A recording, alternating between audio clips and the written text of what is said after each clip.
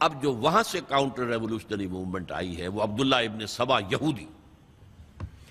بعض لوگ آج یہ بھی کہہ دیتے ہیں کہ یہ تو ایک ایسی ہی افسانوی شخصیت ہے، کوئی اس کا وجود ہی نہیں تھا. بڑی زیادتی کرتے ہیں، خاص طور پر ہمارے بعض اہل تشیع یہ کہتے ہیں، حالانکہ ان کی کتابوں کے اندر درج ہے کہ حضرت علی نے عبداللہ ابن سبا اس کے 40 ساتھیوں کو آگ میں زندہ جلوایا. رجال کشی کے اندر دیکھ لیجئے لکھا ہوا موجود ہے. لیکن چونکہ کچھ لوگوں نے شیعیت کے لیے لفظ سبائیت استعمال کرنا شروع کر دیا، اس لیے وہ ڈیفنس میں کہتے ہیں نہیں سبا تو یہ تو افسانوی شخصیت ہے، سبا کوئی تھا ہی نہیں عبداللہ ابن سبا. نہیں، عبداللہ ابن سبا ایک شخص تھا یہودی. وہ اسلام کا لبادہ اوڑھ کر آ گیا دارالاسلام میں حضرت عثمان رضی اللہ تعالیٰ عنہ کا عہد. اور ایک مغالطہ میں چاہتا ہوں کہ ان دی فرسٹ انسٹنس دفع کر دوں. عام طور پر اتنی غلط طریقے سے تاریخ بیان ہوئی ہے کہ حضرت عثمان کے عہد خلافت کو سمجھتے ہیں پورا کا پورا عہد خلافت غالباً فتنوں ہی کے اندر تھا اور اختلافات ہی تھے اور خانہ جنگ. معاذ اللہ، ایسا نہیں تھا.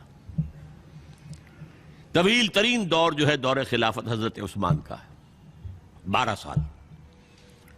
حضرت ابوبکر کے 2.5 سال، حضرت عمر کے 10 سال. دونوں کو جمع کریں گے تو عثمان کا. اور اس میں 10 سال بالکل اسی شان کے ہیں جو حضرت عمر کے خلافت کے شان ہے، کوئی اختلاف نہیں. اور فتوحات کا دائرہ بڑھتا چلا جا رہا ہے، تھمتا نہ تھا کسی سے سیل رواں ہمارا. اس کے آخری ایام میں یہ شخص آیا اور اس نے ایک تو یہ کیا کہ پرانی جو قبائلی عصبیت تھی اس کو زندہ کیا. خلافت تو بنو ہاشم کا حق ہے، محمد ہاشمی تھے صلی اللہ علیہ وسلم. ہاؤ کم یہ ایک بنو امیہ کا شخص کیسے بیٹھا ہے؟ دیکھیے اس شخص نے کتنا انتظار کیا. حضرت ابوبکر بنو امیہ میں سے نہیں تھے، لہذا یہ فتنہ اس کے خلاف نہیں ہو سکتا تھا، کیونکہ چشمک جو تھی وہ بنو امیہ اور بنو ہاشم کی تھی، بڑی پرانی تھی. یہ بڑے برابر کے یہ دو کلینز جو تھے مد مقابل تھے ایک دوسرے کے. باقی چھوٹے قبیلے تھے، بنو تیم ہیں، بنو عدی ہیں، لیکن مقابلہ تھا بنو امیہ اور بنو ہاشم کا. حضرت ابوبکر بنو تیم میں سے، حضرت عمر بنو عدی میں سے، بنو امیہ میں سے حضرت عثمان. اب اس کو موقع ملا، اب آیا یہ اموی، یہ بن گیا. یہ سب غاصب ہیں، ابوبکر بھی، عمر بھی، عثمان بھی. خلافت پہلے دن سے علی کی ہے اور اس کو ملنی چاہیے. اس سے آگے بڑھ کر، اور علی تو خدا ہے، انکارنیٹ، گاڈ انکارنیٹ. یہ اس کا عقیدہ جو اس نے پھیلایا.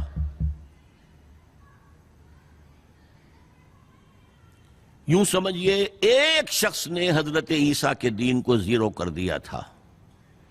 لوگ مانتے نہیں کہ ایک شخص اتنا کچھ کر سکتا ہے. یہودی اور سازشی ذہن، ان کی صلاحیت اور ذہانت. ایک شخص تھا پال، حضرت عیسیٰ کو خدا کا بیٹا بنانے والا. وہ توحید ختم، تسلیس آ گئی. شریعت کو ختم کرنے والا وہ حضرت عیسیٰ کہہ کر گئے تھے تم پر شریعت موسوی نافذ رہے گی. اس نے کہا نہیں، ایبروگیٹڈ، نو شریعہ. نمبر 3، حضرت عیسیٰ نے کہا تھا تمہیں تبلیغ کرنی ہے صرف یہودیوں تک. I have been sent only in search of the lost sheep of the house of Israel. میں صرف اسرائیل کے گھرانے کی کھوئی ہوئی بھیڑوں کی تلاش میں آیا ہوں. تمہیں باہر تبلیغ نہیں کرنی. اس نے تبلیغ کا دائرہ وسیع کیا. وہ دین مسیحیت ختم، وہ دین پالزم ہے جو چلا ہے اس کے بعد. سمجھ رہے اس بات کو؟ اور یہ ڈاکٹر مائیکل ہارٹ نے بالکل صحیح لکھا ہے کہ کرسچینٹی جب تک حضرت مسیح موجود تھے وہ سوائے ایک یہودیوں کے فرقے کے اس کی کوئی اور حیثیت نہیں تھی. لیکن پال نے اسے ایک انڈیپینڈنٹ دین بنایا. ایک شخص کی کارروائی ہے یہ ساری. اور آج پوری دنیا، پوری عیسائی دنیا اسی پر ہے، تسلیس پر بھی، اور شریعت ختم، اور دعوت جو ہے کرتے پھر رہے ہیں پوری دنیا کے اندر. اسی طرح اس نے کیا، قبائلی عصبیت کو چھیڑا. اور حضرت علی کا مبالغہ کیا یہ خدا ہے، اوتار، گاڈ انکارنیٹ۔ تیسرا کام کیا کیا کہ حضرت عثمان رضی اللہ تعالی عنہ اور ان کے جو عاملین تھے، گورنر کوفے کا ہے، گورنر شام میں دمشق میں ہے، گورنر مصر میں ہے، ان کے خلاف پروپیگنڈا شروع کیا۔ یہ بیت المال میں خیانت کر رہے ہیں، یہ غبن کر رہے ہیں، یہ اپنے عزیزوں کو جو ہے پال رہے ہیں، ان کو دے رہے ہیں، وہ اقربا پروری کر رہے ہیں، اور یہ کر رہے ہیں، اور ٹیکنیک کیسی عجیب۔ کوفے میں کوفے کے گورنر کے خلاف بات نہیں کریں گے، دمشق اور مصر کے گورنر کے خلاف بات کریں گے۔ اب کہاں دنیا کے پاس ذرائع تھے کہ کوئی ویریفائی کرے بھئی یہ بات صحیح ہے کہ نہیں ہے، غلط ہے، نہ کوئی ذرائع رسل و رسائل ہیں۔ اور اگر آپ کوفے میں کھڑے ہو کر عثمان نے یہ کر دیا، عثمان نے یہ کر دیا، عثمان نے یہ کر دیا، یہ کر دیا، اب کون اس کو جو ہے اس کی تحقیق کر سکے گا؟ دمشق میں گئے ہیں تو دمشق کے گورنر کے خلاف کچھ نہیں، عثمان کے خلاف، اور کوفے کے گورنر کے خلاف، اور مصر کے گورنر کے خلاف۔ مصر میں گئے ہیں تو اس کے خلاف کچھ نہیں، دمشق اور کوفے کے گورنر کے خلاف اور عثمان کے خلاف، اور پھر ہر طرف سے بلوائیوں کو لا کر گھیراؤ کر لیا حضرت عثمان کے گھر کا۔ یہ تحریک ہے جو بہت زبردست کامیابی سے ہمکنار ہوئی، یہودی سازش۔ اب تمام صحابہ کہہ رہے ہیں حضرت عثمان سے کہ آپ ہمیں موقع دیں کہ ہم ان کا سر کچل دیں۔ آپ فرماتے ہیں نہیں، یہ مجھ پر الزام لگا رہے ہیں نا، میں وضاحت کرتا ہوں۔ اپنے گھر کی چھت کے اوپر کھڑے ہو کر آپ نے کہا دیکھو یہ میں نے نہیں کیا، یہ میں نے نہیں کیا، میرے یہ احسانات بھول گئے ہو۔ حضرت علی نے مسجد نبوی میں کھڑے ہو کر جتنے الزامات لگائے تھے ان سب کی طرف سے برات کا معاملہ کیا کہ جھوٹ کہہ رہے ہو تم، عثمان پر کوئی غلطی جو ہے، کوئی خیانت ثابت نہیں۔ لیکن جنگ کی اجازت حضرت عثمان نہیں دے رہے۔ یہ میرے خون کے پیاسے ہیں نا، جب تک قتل نہیں کر لیتے جرم کہاں ہے؟ جب قتل کر لیں گے تم قصاص دے لینا، لیکن میں کسی کلمہ گو کی جان نہیں لینا چاہتا، صرف اپنی جان کے تحفظ میں۔ یہ ہے عزیمت کا پہاڑ۔ لوگ کہتے ہیں کمزور تھے، جان بچانے کے لیے تو آدمی پتہ نہیں کیا کچھ کر بیٹھتا ہے، اور طاقت ہو تو طاقت کو کیسے استعمال کرے گا۔ حضرت امیر معاویہ کی طرف سے پیغام پر پیغام آ رہے ہیں کہ آپ ہمیں اجازت دیں میں فوجیں بھیجوں اور ان کا قلع کما کر دیا جائے۔ حضرت عمرو بن العاص کا پیغام آ رہا ہے مصر سے، آپ ہمیں اجازت دیں۔ طلحہ، زبیر، علی اجازت مانگ رہے ہیں مدینے کے اندر، آپ اجازت دیں کہ ہم جنگ کریں ان سے۔ نہیں۔ آخر کار حضرت علی نے دونوں بیٹوں کو، حضرات حسنین، حضرت حسن، حضرت حسین، دروازے پر کھڑا کر دیا۔ پہرے دار حضرت عثمان کے، حضرت حسن، حضرت حسین کہ کوئی گھر میں داخل نہ ہونے پائے۔ پچھواڑے سے آئے ہیں اور شہید کیا ہے۔ میرے نزدیک تاریخ کی مظلوم ترین شہادت بمانی مقتول فی سبیل اللہ وہ حضرت عثمان ہے۔ بلکہ میں جرات کر رہا ہوں ذرا، آپ کو معلوم ہے علامہ اقبال سے مجھے کتنا تعلق قلبی ہے۔ میں نے ان کے ایک شعر میں ترمیم کی ہے، میں سمجھتا ہوں انہوں نے صحیح نہیں کہا۔ غریب و سادہ و رنگی ہے داستان حرم، نہایت اس کی حسین، ابتدا ہے اسماعیل۔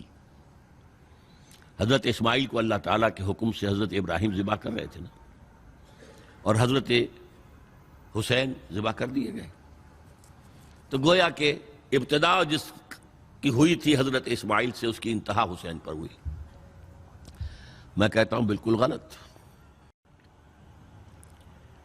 ان کو ذبح کر رہا تھا خلیل اللہ، اور ان کو قتل کر رہے ہیں یزیدی اور زیادی اور کوفی۔ کوئی تقابل ہے؟ وہ قتل نہیں ہوئے، یہ قتل ہو گئے۔ انہوں نے پیشانی خود رکھ دی۔ یہاں تو حضرت عثمان لڑتے ہوئے، حضرت حسین لڑتے ہوئے شہید ہوئے۔ کون سی چیز مشترک ہے؟ ایک مصرے میں جمع کر دیا ہے، صنعت لفظی تو آپ کہتے ہیں اس کو، لیکن کیا مشترک کیا چیز ہے؟ اور میں نے امید ہے علامہ اقبال سے ملاقات ہوگی اگر آخرت میں تو وہ میری اس بات کو تسلیم کریں گے. میں نے اس شعر کا دوسرا جو مصرع ہے بدلا ہے. نہایت اس کی ہے عثمان، ابتدا حابیل. حابیل جنہوں نے کہا تھا بھائی جان آپ مجھے قتل کرنے کے لیے ہاتھ اٹھائیں گے تو میں اپنا ہاتھ نہیں اٹھاؤں گا آپ کو قتل کرنے کے لیے. عثمان نے کہا کہ میں نہیں کسی کو قتل کروں گا، کسی کلمہ گو کو. جو مجھے قتل کر دیں گے پھر ان سے قصاص لے لیں. عثمان کے پاس لاکھوں کی فوجیں، سٹینڈنگ آرمیز، پھر بھی انہوں نے اپنی جان دے دی. حضرت حسین بہرحال جتنے بھی افراد تھے بہادری سے، شجاعت سے لڑتے ہوئے شہید ہوئے، اس میں کوئی شک نہیں، لیکن لڑتے ہوئے شہید ہوئے نا. حابیل کی طرح یہ تو نہیں کہا کہ تم مجھے کرتے ہو تو کر دو، میں تو تمہیں قتل نہیں کروں گا، نہیں. بہرحال یہ جو تھا فتنہ، اس کو کہا ہے اور اس کو کتاب میں لکھا گیا، باقاعدہ ایک تصنیف ہے، الفتنۃ الکبریٰ، عظیم ترین فتنہ، حضرت عثمان کی شہادت. اس وقت عبداللہ ابن سلام رضی اللہ تعالی عنہ ایک یہودی عالم دین تھے جو اسلام لے آئے تھے. انہوں نے کہا تھا لوگو ڈرو، عثمان کے خون کا نہ بہانا. میں جانتا ہوں تاریخ بنی اسرائیل کی، اگر کبھی کوئی نبی جو ہے اگر شہید کیا گیا تو 70,000 آدمی اس کے بعد مارے گئے اللہ تعالیٰ کی طرف سے. اور نبی کا اگر کوئی خلیفہ قتل کیا گیا تو 35,000 آدمی مارا گیا ہے. تو اگر تم نے عثمان کو قتل کر دیا تو یہ خون کے دریا جو ہیں پھر آ جائیں گے امت کے اندر. باز آ جاؤ، خدا کے لیے باز آ جاؤ. لیکن نہیں. بہرحال حضرت علی رضی اللہ تعالی عنہ نے بلایا عبداللہ ابن سبا کو اپنے ہاں. تم کہتے ہو کہ میں خدا ہوں؟ ہاں آپ خدا ہیں. توبہ کرتے ہو کہ نہیں؟ نہیں. میں تمہیں زندہ جلا دوں گا. جلا دو. تم خدا ہو، ہماری آزمائش کر رہے ہو. حضرت علی نے عبداللہ ابن سبا کو 40 ساتھیوں سمیت زندہ جلوایا. اور یہ سارا کچھ معاملہ جو ہے یہ میں نے آپ کو بتایا اہل تشیع کی کتابوں میں موجود ہے. بہرحال یہ فتنۃ الکبریٰ ہے جس کا نتیجہ کیا نکلا ہے آپ اچھی طرح سمجھیے. وہ شہادت علی الناس کا جو سیلاب جا رہا تھا، جس کی شان کیا تھی، علامہ اقبال کے الفاظ میں تھمتا نہ تھا کسی سے سیل رواں ہمارا.